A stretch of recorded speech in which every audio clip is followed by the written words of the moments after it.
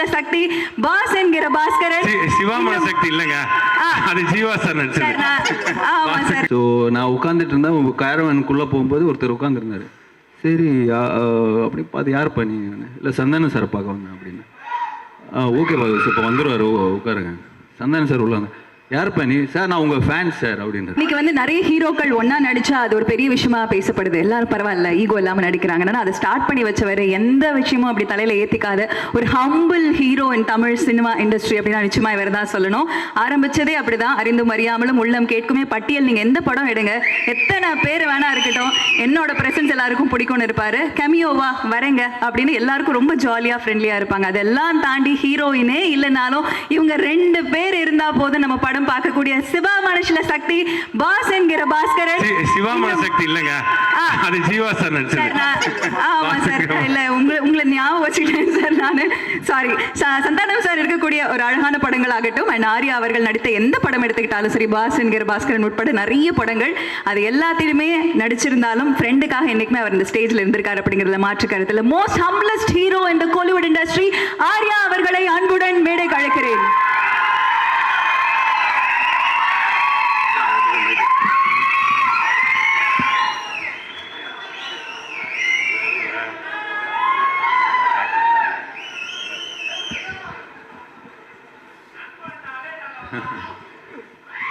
வந்திருக்க அனைவருக்கும் வணக்கம்.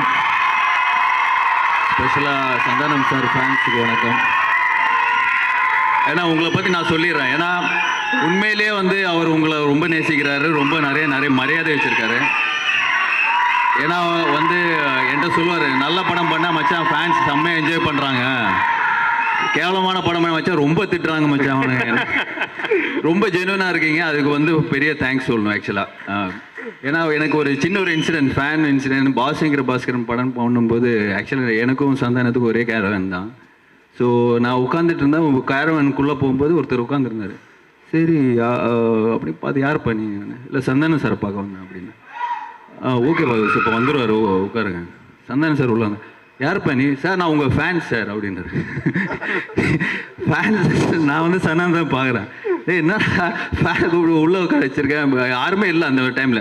அப்புறம் அதுவும் இல்லை, அதுக்கப்புறம் சந்தானம் சாரை பார்த்துட்டு சந்தானம் ஒரு காமெடி ஒன்று பண்ணுங்க அப்படின்னாரு. சந்தானம் வந்து டேய் படத்தில் தான் காமெடி பண்ண முடியும், நீ நான் சொல்லும் போதெல்லாம் நான் உன்னால் காமெடி பண்ண முடியாது போடாதுன்னு சொல்லிட்டு. ஸோ அந்த அளவுக்கு ஒரு ஃப்ரீடமும் சரி, அந்த அளவுக்கு ஒரு அஃபெக்ஷனை அவர் கொடுத்துருந்தார். அதுதான் நான் சொல்ல வந்தேன். அண்ட் கண்டிப்பாக வடகுப்பட்டி ராமசாமி மிகப்பெரிய சக்ஸஸ் ஆகும்னு நம்பிக்கை இருக்கு. ஏன்னா நிறைய பேர் இந்த படத்தை பார்த்துட்டு அவங்களோட ரிவ்யூஸ், நிறைய டைரக்டர்ஸ் படம் பார்த்தீங்க. அவர் யூஸ்வலாக வந்து ஒரு படம் பார்த்தா யாருக்குமே காட்ட மாட்டாங்க. பட் கார்த்திக் யோகி வந்து I think is a very confident டைரக்டர்னு சொல்லுவேன். தட்ஸ் வை இஸ் ரொம்ப ஓப்பனாக நிறைய சஜஷன்ஸாக இருக்கட்டும். என்கிட்டே வந்து மச்சான் படம் பாருன்னு சொல்லிட்டு 2 மாதமாக சொல்லிட்டு இருக்காரு. பட் சரி இன்னொரு ப்ரொடக்ஷன் ஹவுஸ் படம் பார்க்கக்கூடாதுன்னு சொல்லியிருந்து நான் ரிலீஸ் அன்றைக்கி பார்க்குறேன்னு சொல்லியிருக்கேன். ஸோ கண்டிப்பாக நிக்லோனா வந்து இதே தியேட்டரில் தான் வந்து அந்த ப்ரிவியூ ஷோ இருந்தது. உண்மையிலேயே பயங்கரமாக என்ஜாய் பண்ணேன். ஸோ கண்டிப்பாக இந்த படம் ஒரு மிகப்பெரிய சக்ஸஸ் ஆகுன்ற ஒரு நம்பிக்கை இருக்குது. அண்ட் இந்த படம் ஆக்சுவலாக வந்து அசம்பிள் பண்ணும்போது சந்தானம் சார் சொன்ன மாதிரி பெரிய பட்ஜெட்டு, என்ன மச்சா என்ன பண்ணலாம், எல்லாருமே வந்து சுருக்கி பண்ண சொல்கிறாங்க அப்படின்னு சொல்லி என்கிட்ட கம்ப்ளைண்ட் பண்ணிட்டு இருந்தார். சரி நான் சொன்னேன் வெயிட் பண்ண மச்சான் அப்படின்னு சொன்னேன். இல்லை நம்மளே பண்ணிடலாமா, நான் சொன்னேன் ஏற்கனவே நீ நிறைய பண்ணிட்டு இருக்க, இதுக்கு மேலே நீ வந்து எவ்வளோதான்டா தாங்குவேன், நீ வெயிட் பண்ணு, நல்ல ஒரு ப்ரொடியூசர் வருவார், நீ வெயிட் பண்ணு அப்படின்னு சொல்லிட்டு இருந்தேன். பட் லக்கிலி இந்த ப்ராஜெக்ட்டுக்கு Vishwaprasad sir People Media Factory வந்து இட்ஸ் பிளெஸ்ஸிங் தான் சொல்லுவேன். ஏன்னா அவர் வந்து மிகப்பெரிய படங்கள் வந்து தெலுங்கில் பண்ணியிருக்காரு. அதுக்கு முன்னாடியே வந்து நிறைய படங்கள் வந்து இப்போ டிஸ்ட்ரிபியூஷன் யூஎஸில் இருக்கு. என்னோடய படங்களே நிறைய யூஎஸில் டிஸ்ட்ரிபியூஷன்ஸ் பண்ணியிருக்காரு. அது தாண்டி கதையை நம்பி அந்த ப்ராஜெக்டை நம்பி எடுக்கிற ஒரு ப்ரொடியூசர் தான் சொல்லுவேன். So thank you sir, thank you for coming to Tamil industry. We need producers like you. அது உண்மை. அது இல்லாமல் அவரோட சக்ஸஸ் ரேட் நீங்கள் தெலுங்கில் பார்த்தீங்கன்னா மிகப்பெரிய very high success rate. So அதுதான் அவரோட கான்ஃபிடென்ஸ் நான் சொல்லுவேன். So thank you once again sir. இந்த படம் உங்களுக்கு ஒரு பெரிய ஒரு ஹிட் ஆகும்னு நம்பிக்கை இருக்குது. All the best sir. And வேற யாரை பற்றி சொல்லலாம்? இல்லை சொல்லிட்டாரு. ஆக்சுவலாக ஆர்யா சார் பற்றி ஒரே விஷயம் சொல்லிக்கிறேன். இந்த படத்துக்கு வந்து ஆக்சுவலாக ஆர்டிஸ்ட் ஹீரோயின் வந்து தேடி கொடுத்து ஆர்யா சார் தான் ஃபஸ்ட்டு நான் ஹீரோயின் தேடும் போது கிட்டத்தட்ட ஒரு 20 ஹீரோயின் லிஸ்ட்டு மச்சான் இது ஓகேவான்னு பாரு இது ஓகேவான்னு பாரு. காதர் பாஷா ஷூட்டிங்கில் இருந்தால் எனக்கு ஃபோன் பண்ணி அவங்க சித்தி நானே கூட கேட்டாங்க, டேட்ஸ் மிஸ் ஆச்சு. பயங்கர சீரியஸாக ஃபாலோ பண்ணி டேட்ஸ் எல்லாருமே ஃபோட்டோஸ்லாம் அனுப்பி இவங்க ஓகேவான்னு கேளுனாங்க. அண்ட் ஃபைனலாக வந்து இவரோட அடுத்த படத்தோட டைரக்டர் மனு ஆனந்த் அவர் தான் வந்து மேகா ஆகாஷ் உள்ள கொண்டு வந்தது. So thanks a lot for that. இன்னைக்கு வரைக்கும் அன்னிலேருந்து இன்னைக்கு வரைக்கும் டெய்லி கால் பண்ணி சென்சார் என்னாச்சு, ஆர்ஆர் எப்படி போயிட்டுருக்கு, எப்போ ரிலீஸ், எல்லா வகையிலும் சப்போர்ட் பண்ணி ஃபஸ்ட்டு கால். நான் வந்து எதுவுமே சொல்ல தேவையில்ல, அந்த எப்படி இன்ஃப்ளூயன்சர்ஸ்க்கு வந்து நம்ம ட்வீட் வந்து ஃபார்வர்ட் பண்ணுவோம், அது மாதிரி ஜஸ்ட்டு ஃபார்வர்ட் பண்ணேன், ஓகே மச்சான் நான் போட்டுறேன் அப்படின்னு. Sir special thanks sir, special thanks a lot. Santa fans எல்லாம் சேர்ந்து ஆர்யா சாருக்கு ஒரு பயங்கர கிளாப்ஸ் பண்ணுவோம், பயங்கர சப்போர்ட். சாண்டா வந்து என்னோட ஸ்பெஷல் ஃப்ரெண்டு, ஸ்பெஷல் பர்சன், எப்போ என்னோட ஃபேவரட் பர்சன் தான் சொல்லுவேன். மச்சான் சூப்பர் ஸ்டார் போடாமல் விட்டுருக்குறேன், இருக்கிற பிரச்சனை பார்த்ததான். ஸோ பட் ஏன்னா இந்த ஷூட்டிங் ஆக்சுவலாக போகிறதுக்கு முன்னாடி எனக்கு ஃபோன் பண்ணி, மச்சான் இந்த மாதிரி 65 days கண்டினியூஸாக ஷூட்டிங் போகிறேன், உடம்புலாம் பக்காவாக வச்சுக்கணும் மச்சான், என்ன மச்சா பண்ணோம் அப்படின்னு. காலைல கொஞ்சம் கார்டியோ பண்ணுறான், எக்ஸசைஸ்லாம் கொஞ்சம் சொன்னேன், இந்த மாதிரி ஜிம் ஸ்ட்ரெங்க் ட்ரைனிங்லாம் பண்ணு, ரொம்ப எக்ஸர்ட் பண்ணிக்காத அப்படின்லாம் சொல்லியிருந்தேன்.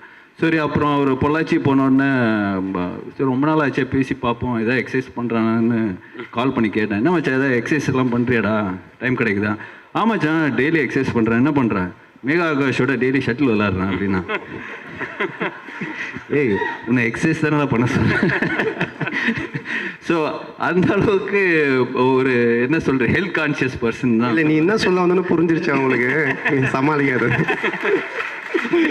ஸோ அதெல்லாம் தாண்டி I think for is hard ஒர்க்னு நிறைய சொல்லுவேன். பட் நான் வந்து ரொம்ப பார்த்துருக்கேன். ஏன்னா ஒவ்வொரு சீனாக இருக்கட்டும், இப்போ இவர் சொன்ன மாதிரி ஒவ்வொரு பஞ்சாக இருக்கட்டும், நிறைய வேர்ஷன்ஸ் இருக்கும். இப்போ உங்கள் டீம் இருக்குல்ல, Prem Sethu, A team B team C டீம்னு ஒரு 3 டீம் வச்சுருப்பார்.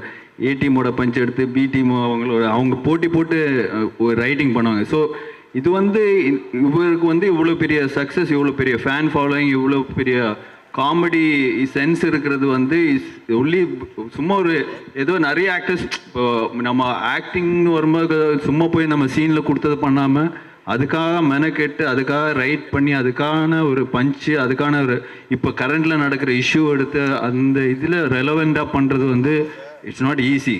பட் இன்னும் வரைக்கும் அது பண்ணிகிட்ருக்காரு. So hats off to you brother. இந்த படம் மிகப்பெரிய ஹிட்டான ஒரு உள்கூத்து ஒன்று இருக்குது எனக்கு. ஏன்னா நெக்ஸ்ட் வந்து நானும் சந்தானம் சார் அண்ட் யோகி சேர்ந்து ஒரு படம் பண்ணுறோம். ஸோ அது வந்து ரொம்ப நாளாக வந்து மச்சான் 2 பேரும் சேர்ந்து படம் பண்ணோம், பேசிட்டு தான் இருக்கிறோம், தவிர ஒன்றுமே செட் ஆகாமல் சொல்லிட்டு ரொம்ப ட்ரை பண்ணோம். பட் ஃபைனலாக வந்து இவர் வந்து சந்தானம் சார் தான் வந்து யோகி வந்து கரெக்டாக இருப்பார் நம்மளுக்கு, நம்ம சேர்ந்து அந்த படம் பண்ணுறோம். வெறும் யோகி சொல்லாதரா, ஏற்கனவே பிரச்சனையாக இருக்குது. கார்த்திக் யோகின்னு சொல்கிறா. கார்த்திக் யோகி சேர்ந்து ஒரு அட்வென்ச்சர் ஃபேண்டசி மாதிரி ஒன்று பிளான் பண்ணியிருக்கோம். ஸோ கூடிய சீக்கிரம் அதை ஸ்டார்ட் பண்ணுவோம். ஸோ லுக்கே இந்த படம் பெரிய ஹிட்டானா அது ஒரு பெரிய போனஸ்ன்னு எங்களுக்கு தான் நிச்சயமா. So thank you and thanks for inviting and special thanks to Ashwin and Allu Suresh. Because ஏன்னா எனக்கு வேறு வேலை இல்லை, நான் கண்டிப்பாக எங்கே கூப்பிட்டாலும் வந்துடுவேன். பட் அதெல்லாம் தாண்டி நீங்கள் வந்து இந்த படத்துக்காக வந்து சப்போர்ட் பண்ணது வந்து very very sweet of you guys. Very happy and thank you so much. Thanks மச்சான். ஆக்சுவலாக ஆர்யா வந்து எப்படின்னா என்னுடைய விஷயம் இப்போ கார்த்திக் சொன்ன மாதிரி என் படம் என்னுடைய படத்தில் ஹீரோயின் மற்ற எந்த விஷயமா இருந்தாலும் அவ்வளோ கேர் பண்ணிப்பான். என்னை பார்த்த உடனே இவனை பார்க்க போகிறனாலே எனக்கு பயமாக இருக்கும். பார்த்தோன்னே என் பாடியை ஃபஸ்ட்டு பார்த்துட்டுவான், ஏன் திரும்ப ஏன் இங்கே வெயிட் போட்டுச்சு அது பண்ண அப்படின்னு. எந்த அளவுக்கு நான் ஒரு தடவை கிட்டத்தட்ட ஒரு 5-6 days முன்னாடி இருக்கும்னு நினைக்கிறேன், நியூ இயர் அன்றைக்கி ஃபோன் பண்ணேன். சரி வெளியே எங்கே போகிறது மச்சான் ஃபோன் பண்ணி அதாவது கேட்கணும், மச்சான் நியூ இயர் பார்ட்டி என்னடா அப்படின்னு. கிளம்பி வந்துரு 8 o'clock அண்ணா நகர் வந்துரு அப்படின்னா சரி சொல்லிட்டு நானும் கிளம்பி போயிட்டேன். போனால் 8 மணிலேருந்து நைட்டு 12 மணி வரைக்கும் ஃபுட்பால் விளையாட வச்சான் கிரவுண்டில். அப்புறம் 12 மணிலேருந்து 4 மணி வரைக்கும் ஸ்விம்மிங் பண்ண வச்சான். அதுக்கப்புறம் 4 மணிலேருந்து விடியகால காலைல 8 மணி வரைக்கும் சைக்கிளிங் பண்ண வச்சான். நியூ இயருக்கு ரெசல்யூஷன் எடுப்பாங்க, இதுலேருந்து நான் ஜிம்முக்கு போகிறேன்னு. நியூ இயர் அன்றைக்கே ஜிம் பண்ணுற ஒரே ஆள் நம்ம ஆர்யா மட்டும்தான். ஸோ அந்த அளவுக்கு ஒரு ஹெல்த் கான்ஷியஸ், அதே மாதிரி அக்கறை. இன்றைக்கி சினிமா இண்டஸ்ட்ரியில் இருக்க நிறைய பேர் ஹெல்த் கான்ஷியஸில் இருக்காங்க, ஜிம்முக்கு போகிறாங்க பண்ணுறாங்கன்னா அதுக்கு முக்கிய காரணம் ஆர்யா தான். அதே மாதிரி இந்தியன் சினிமாவில் எடுத்துக்கிட்டிங்கன்னா நிறைய பேர் நிறைய ஹீரோஸ் உடம்பு ஏற்றுறாங்க, கட்ஸ் எல்லாம் காட்டுறாங்க. ஆனால் உண்மையிலே மச்சான் அடிச்சுக்கவே முடியாது. உடம்புன்னா செதுக்கிறதுல டேரக்டர் சொல்லிட்டாருன்னா அந்த அளவுக்கு டெடிகேஷன்.